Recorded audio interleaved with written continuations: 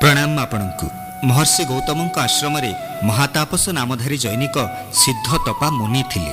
तपस्या सिद्धिलाभ करिथिबारु से जहा चाहुथिले ताहा करि पारुथिले। से दिन महातापस कुशासन बसी तपस्या मग्न थांती। हठात तांको सम्मुखरे झड़ी पड़िथिला मूषाटी। असल कथा हैला जे एक काउ ताकू उठाई नहीं उड़ी जाउथुवा बेले ता मुहर मूषाटी खसी पड़िथिला। मुनिंक सम्मुखरे मूषाटी पड़ी छटपट हेबाकू लागिथाए। मुनि मूषाको आदररे उठाई नहीं तार उपचार आरंभ कर देइथिले। मूषाटी क्रमशः सुस्थ होई मुनिंकर आख पाखरे डियाडी आरंभ करदेला। मुनिंक हृदय मूषाटी प्रति विशेष श्रद्धा थिला, तेणु से ताकू स्वतंत्र भावरे रहिबाकू देइथिले। मूषाटी डियाडी करी बाहरकू चली जिबारु बिलेई ताकू उदरस्थ करिबा पई प्रयास कला। बिलेई डररे मूषा सर्वदा शंकाकुल अवस्थारे रहुथिला। मूषाटी मने मने भाबिला, बिलेई जोगु जदि बाहरे स्वच्छंदरे बुलिबा संभव हो नै केते भलो होंता मु जदि बिलेईटीए होई जानती। मुनिंकु निवेदन करी निज मन कथा कहिला।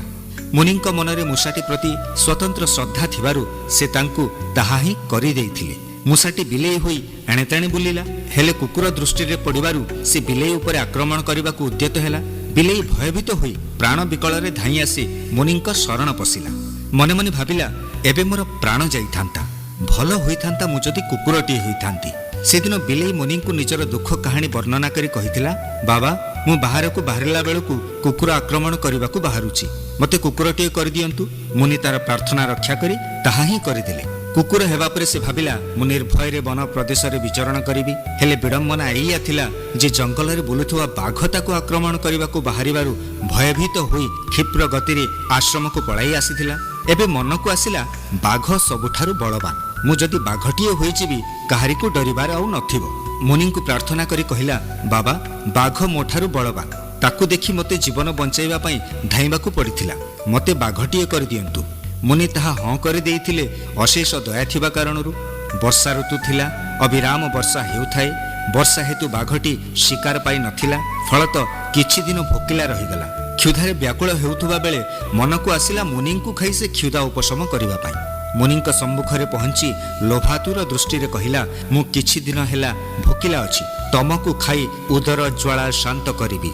तार कथारू मुनि जानि पारिले से शीघ्र बाघर उदरस्थ हेबाकू जाउछंती। क्रोधरे अग्निशर्मा हुए सिद्धतपा मुनि कहिथिले, अच्छा ताहेले तू मते मारी खाइबाकू चाहुचु ना? तो प्रति विशेष श्रद्धा कारणरू तोर सबु प्रार्थना गोटी गोटी करी पूरण करिथिली। तू नीच ओ इतर प्रकृतिर जेते उपकार कले भी नीच प्रकृतिर प्राणी नीचता छाड़ी पारे नाही। एबे अभिशाप दउची, तू पूर्व भली मूषिक होई जा। मुनिंकर तुंडरू कथा न शुणु बाघटी पूर्ववत मूषा होई जाइथिला।